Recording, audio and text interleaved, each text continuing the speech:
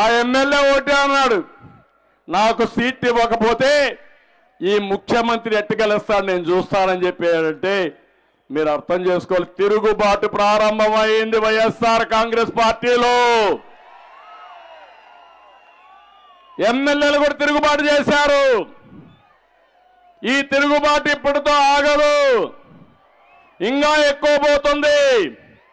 కడాన మీరు చూడబోయేది ఇప్పుడే ఖాళీ అవుతుంది. మనం గేట్లు ఓపెన్ చేస్తే సగం ఖాళీ అవుతుంది. చంద్రబాబు నాయుడు వయసు వచ్చింది కానీ బుద్ధి రాల, మతి భ్రమించి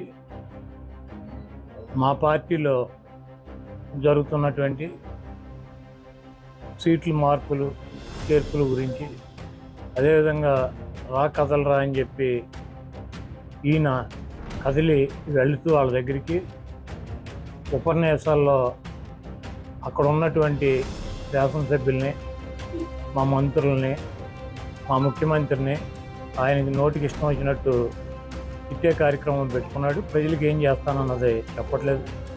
నిన్న చంద్రబాబు నాయుడు తలుపులు కనుక తీస్తే మా పార్టీ ఖాళీ అవుతుందని చెబుతున్నాడు. చంద్రబాబు నాయుడు కొంప గోడు తలుపులు అన్నీ కూడా 2019 రాష్ట్ర ప్రజలు పీకి ఆయన్ని హైదరాబాద్ పార్సిల్ చేశారు.